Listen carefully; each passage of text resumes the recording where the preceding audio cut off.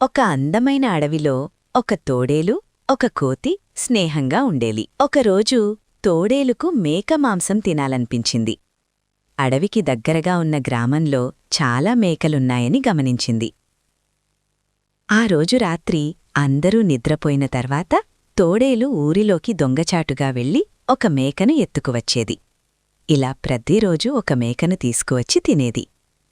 ఇది గమనించిన కోతి, రోజూ మేకమాంసం ఎలా తెచ్చుకుంటున్నావు అని అడిగింది. దానికి తోడేలు, ఈరోజు రాత్రి నాతోపాటు రా, నీకే చూపిస్తాను అని చెప్పింది. కోతి కూడా ఆసక్తితో సరే అంది. అప్పటికే ఊరిలో చాలా మేకలు మాయమవ్వడంతో గ్రామ ప్రజలు రాత్రిపూట కాపలా కాస్తున్నారు. ఈ విషయం తెలియని తోడేలు కోతి ఇద్దరూ ఊరిలోకి ప్రవేశించాయి. మేకల మంద దగ్గరకు వెళ్లగానే గ్రామ ప్రజలు ఇద్దరినీ పట్టుకొని చిత్తకొట్టారు. కోతి ఏడుస్తూ, నాకేమీ తెలియదు, నేను తోడేలితో పాటు మాత్రమే వచ్చాను అని వేడుకున్నా గ్రామ ప్రజలు వినకుండా ఇంకా దెబ్బలు కొట్టారు. చివరికి ఎలాగోలా తప్పించుకున్న కోతి, బతుకుజీవుడా తప్పించుకున్నా అంటూ అడవికి పారిపోయింది.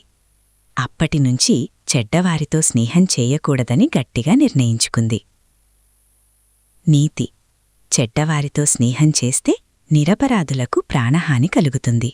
మా కథ మీకు నచ్చితే దయచేసి మా ఛానల్ ఈ వీడియోకి కోసం సబ్స్క్రైబ్ చేయండి. మరిన్ని మంచి కథలు